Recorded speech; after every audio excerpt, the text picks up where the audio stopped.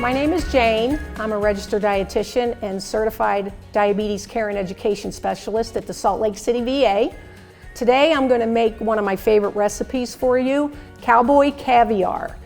It is absolutely delicious. It's very colorful, it has great texture, and it's extremely versatile so that you can eat it in a lot of different ways throughout the course of the week. So here we are with my veteran helper, Joe Ham. The first thing that we have here for our vinaigrette, it calls for olive oil, which we have here, white wine vinegar. You can use different types of vinegar if you like a different kind of vinegar. You could use apple cider vinegar, or you could use a red wine vinegar. And then we have chili powder, a teaspoon. We also have salt, sugar, and fresh squeezed lime juice. Okay, so Joe, we're going to have you put this vinaigrette together. You ready? Yes. Start pouring away. Start with the olive oil. Right here is 1/3 cup of olive oil, and we know olive oil is a wonderful food for us. It's monounsaturated fat. It's a very healthy start to this vinaigrette. Next one is vinegar, white wine vinegar. Thank you, Joe. You're welcome. Next, we have chili powder. Chili powder adds a great flavor. It provides a little heat to the recipe. It's full of different minerals, which are good for us. Next is salt. We're going to add a teaspoon of salt to this recipe, but if you don't use, or if you're on a low sodium diet and don't want to use as much salt, you could certainly cut back on the amount of sodium in this recipe. But if you look at the whole recipe as it is, it's not that high in sodium as it is, okay? And last but not least, put our sugar in there.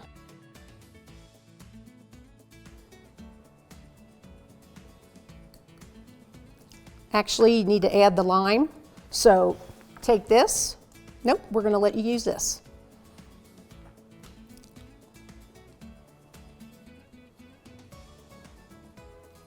This is fresh squeezed juice from half of a lime. And then that should do it, Joe. Thank you very much. And then I'll do this part. We're going to mix this. Now that we're done with the vinaigrette, we're going to go to our next step, which involves taking our black-eyed peas and our black beans and corn and rinsing them. And then we're going to be chopping up a bunch of vegetables. Okay, so the next step of the recipe is to take our canned beans. Today we're using canned beans, black-eyed peas, we're using black beans, and canned corn. You can use dry beans and soak them overnight if you'd prefer. If you wanted a little less sodium in your recipe, you could do that. But we're going to use canned today because it's just super easy and fast. Okay, Joe, can you help me open these cans? Certainly. Thank you. Well, All right, so again, we have some black-eyed peas. in this can here. And we have here some whole kernel corn.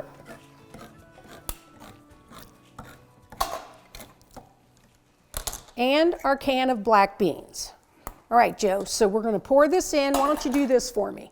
We're going to pour these into a strainer, and we're going to strain and rinse the corn, the black-eyed peas, and the black beans. Thank you. You're welcome.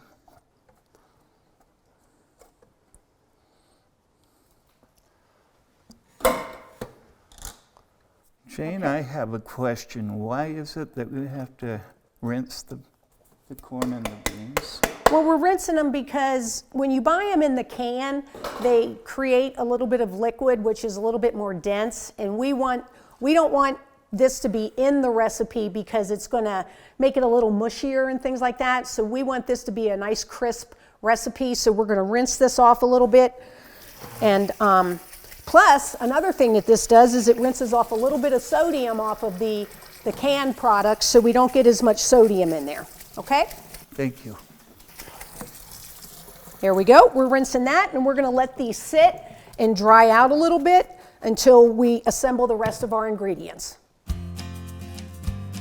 Why is it we need to wash the vegetables? Well, we're just washing off any dirt or microorganisms that could possibly get on there at the grocery store, and we want it to be fresh and nutritious for us.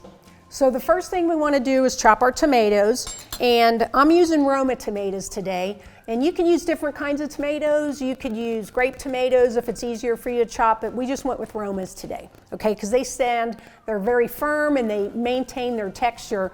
So we want to start by seeding these tomatoes, so you just cut it in half. And then, excuse me, Jane, what does seeding mean? so we're just taking the seeds out of the tomatoes. We don't want to have the seeds in the tomatoes. So you just cut the tomato, use your finger and scrape out any of the seeds. And that is what seeding means. We're going to do that to all of our different vegetables that have seeds. We want to remove all the seeds. Thank you, Jane. Okay? So, how you doing, Joe? I don't know. That's the truth. Here, let me help you here. Let's just get this guy going. We're going to seed this guy. Just take out any of the seeds. And tomatoes. What's good about tomatoes? Tomatoes are extremely versatile. They're colorful. They're full of vitamins and minerals. And plus they taste delicious. So lots of tomatoes in this recipe. Everybody loves tomatoes. Okay. So these are seeded and we're ready to start chopping, okay? Do you have a knife? I do. Good. Okay.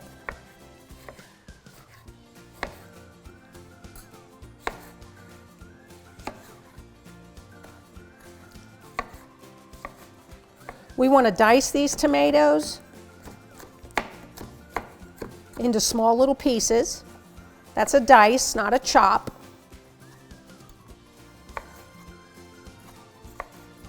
How you doing there, Joe? Yeah, I'm experimenting. Okay.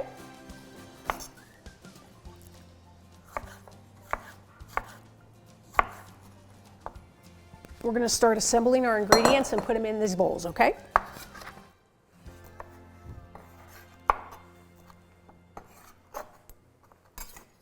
I know I'm slow. What's that? I said, I know I'm slow. That's okay. You're doing a great job.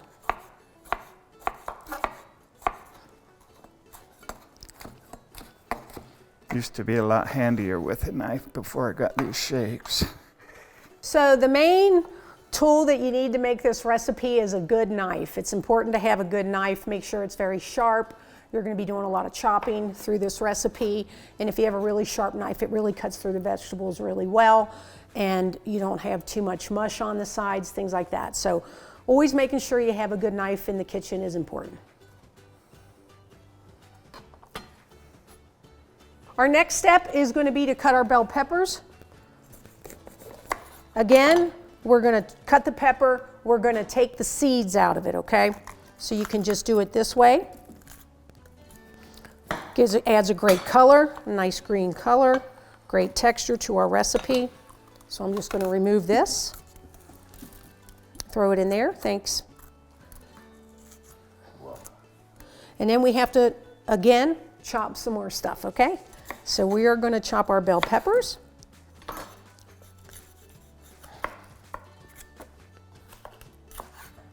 You can use different color peppers. I mean, I like the red and the green. We have different reds from the tomatoes, but you can use any kind of different, a yellow bell pepper or an orange bell pepper.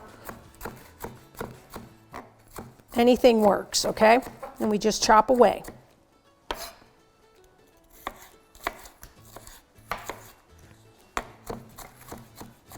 What do you use bell peppers for at home, Joe? Do you use bell peppers in any other recipes? I like to put them in my spaghetti sauces, in soups. Okay. Excellent. I like to put them in meatloaf. Very nice. And salads. Good job, Joe. All right. I didn't cut my finger off, so that's a good thing. That's okay. Good job, my friend. All right. Okay, so now we have the bell peppers in here. And the last but not least ingredient is our jalapeno pepper. This is an optional ingredient. If you like a little bit of heat in your food, you can add the jalapeno. You don't have to add it if you don't like the hot flavor. But again, you got to take the seeds out of here. The seeds are where the heat come from. And just a word of caution when you're peeling jalapenos or cutting jalapeno peppers, you want to make sure, you could actually even wear a glove, but I don't have a glove to use today. But you need to make sure that after you seed these jalapeno peppers, that you clean your hands and wash your hands. Because if you touch your eyes, something's burning. A few minutes from now, you're going to be in a lot of pain, okay? So whenever you handle jalapeno peppers, you want to really make sure that you wash your hands off, okay? So we're just going to chop these guys up to add a little bit of heat. And all of these vegetables that we're adding to this dish are all fresh. They're full of vitamins, minerals, fiber, and phytonutrients. And all of these things are wonderful as far as providing lots of good things in the things that we're eating as far as being healthy and nutritious, okay? So not only is this recipe delicious, it's also very good for you. There's a lot of really great things in here, and but the best part about it is it's really tasty. Now, what I know about cilantro for a lot of people is, again, I love cilantro. I think it's a great addition to this recipe, but some people with cilantro, it's either a love-hate relationship. People have an adverse, taste to cilantro. So if you don't like cilantro, you don't have to add it to this recipe, but I absolutely love cilantro, and it's a great addition to this recipe. Let's add our red onion. Joe, if you'll add that cilantro in there. Beautiful. Now, look what we have here. That's quite colorful. Okay, great. So, now, the next step of this is to add our dressing or our vinaigrette into all the dry ingredients. So go ahead and do that, Joe.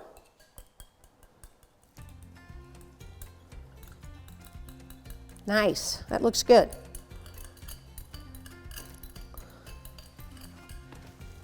Forgot something. I need to get a little spatula. So won't you take the rest of that out of there? We don't want to waste anything. No, we don't. It's a little extra flavor. Sure smells good. Yeah. Let's get a spoon. Okay? Great. Thank you. Certainly. So now, Joe, go ahead and mix that up. And in this dish, you're going to see lots of different colors. Look at all the beautiful colors in this dish. Okay? We got our vegetables in here. We have reds, we have greens, and now we're going to add our beans, okay? Last but not least. May need a bigger bowl. Yeah, I think we're going to be okay. Let me just add the beans to this. Stir it a little slow, Joe, so we don't spill it out outside, but you just need to stir that up. Okay. So we're going to add our beans. We're going to mix this together and let it marinate a little bit, okay? You want to let this marinate probably for at least 15 minutes to 30 minutes, but it can stay overnight. You can prepare it in advance. You could prepare it ahead of a party. If you want to serve it as a single dish, you can, prepare it 2 to 3 days in advance. But when you make it and you're going to eat it the same day, let it marinate at least 15, 30 minutes so that that marinade can get into the vegetables and the beans. And then we're going to look at different ways that we can use this cowboy caviar, because it can be used in a lot of different ways. So you wouldn't even have to have a meat dish with this unless you wanted it. Yeah, you don't have to. I mean, the great thing about this recipe in terms of nutrition is that it's lots of different ingredients. You have lots of different vitamins and minerals that are contained in here. One of the best things about it is the fiber content. Most Americans eat maybe less than 10 grams of fiber a day in their diet. And the guidelines encourage all of us, men and women, to eat over 25 grams of fiber a day. This particular recipe with these beans and the black beans and the black-eyed peas and the vegetables really increase the fiber content, which makes it a super nutritious dish. And for anybody out there, when we talk about diabetes, we want people to focus on trying to eat a healthy diet, but also if you include beans and lots of vegetables in your diet, that higher fiber content, you're going to notice that your blood sugar doesn't go up as much after you eat something like this. And so if you do have diabetes and are looking at a dish that's going to be delicious and not cause really big fluctuations in your blood sugar, this is a go-to. It's really good. Okay, so now that we have most of the vegetables assembled in our bowl here, we want to add avocado. Avocado is one of my favorite foods. It adds some great nutritional value. It's, again, another good source of fiber. But when we add avocado, we want to cut our avocado, okay? This is how I like to use, ooh, perfect. This is a perfect avocado. I like to take the seed out that way. There you go. And then you can serve this in a big bowl. If you're going to do that, you can chop up the avocado, and I do that like this. I just take my avocado, put the knife around the outside so it comes out. I'm going to chop my avocado this way, and I am going to squeeze the avocado and put it right on the top, okay? You would add the whole avocado to that and then mix it up, okay? But if you're going to use this not all at the same time, say for example you're single and you're making this is a big batch for one person. But the good thing about this is that it lasts for 4 days in the refrigerator. And you can put this in a container, put it in your refrigerator, and use it throughout the week for a variety of different dishes. At that point, I don't like to put my avocado in at the beginning because, as you know, avocados are going to turn brown. And that's going to just make it a little mushy. It's going to have a brown color, which isn't very appetizing. And so I hold off on adding the avocado if I'm home by myself and I'm making this dish and I'm not going to eat it right away. And then I will add the avocado as I eat the dish throughout the course of the week. Cowboy caviar is a very versatile dish. So for today, I made a plate for Joe, which is basically cowboy caviar topped with some grilled chicken slices. Only took a couple minutes to grill this chicken in the kitchen. And then I made for myself some lettuce wraps. And there's always an option to add a tortilla. If you'd like that, you could do a lettuce wrap, a tortilla wrap, whatever your preference is. And for Mick, we made 2 fried eggs served with cowboy caviar, topped with some fresh avocado. One of the things I like most about this recipe is that it's got a lot of great nutritional value. It's high in fiber. If you happen to have diabetes, it's a really healthy low carbohydrate choice. It's not going to raise your blood sugar very much. And best of all, it's absolutely delicious. Enjoy. Let's dig in.